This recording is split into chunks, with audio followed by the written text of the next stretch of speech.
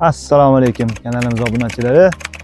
Bugungi obyektimiz Chinozdagi fermer xo'jaligiga suv tortish uchun nasos qo'yilgan ekan. Shuni elektr energiyani tejash maqsad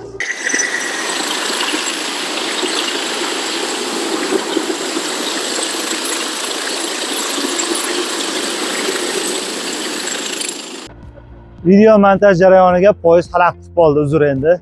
Hop, biz Chinodamiz fermer xo'jaligida fermer xo'jaligiga 20 kilovatlik quyosh panel stansiyasini bitkizdik. Davlat to'ki bor kelgan, mana stalbaga ko'rsat. Shuning uchun biz invertorni davlatga tok sotadigan qilib qo'ydik. Hozir invertordagi bo'lgan holatni ko'rsatamiz. Shochikda tok sotayotganini ham ko'rsataman. Davay. Hop, hozir mana biz invertor oldiga keldik. Shu quyosh panel tagida o'zi invertor. Hozir mana 8 u 9 kilovat nagriz ushlab turibdi. Soat 8 lar atrofida ishlab turibdi. Bu quyosh panelimizga AC va DC hamma avtomatlar qo'yilgan, uziplar qo'yilgan, zazaminalar qilingan, himoya qildik. Hozir biz tok sotilayotgan jarayonni ko'rsatamiz va nasosga ishlayotgan holatini ham ko'rsataman. Hozir nasosimiz bu tomonda mana suv tortyapti.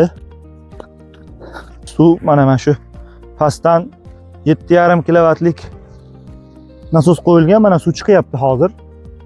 Hozir endi shotchigimiz mana bu tomonda shit. Ularni hozir shitni ham ko'rsatamiz.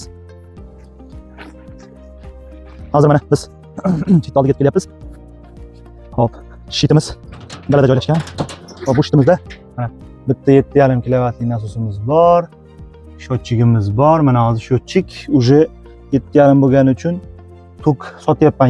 Error 7 chiqib qolgan. Bu tok sotyapman degani mana shu 3 ta strelka tok sotayotgan ma'nosida. Mana 280 dan obratga tok chiqib ketganini ko'rsa bo'ladi. Mana yoqqanimizga dedi. Birar soatcha bo'lib qoldi. 11 kilovat tok sotibdi nasosdan orttirib. Hozir yoqdik. Obunachilar, hozir ishga tushirdik.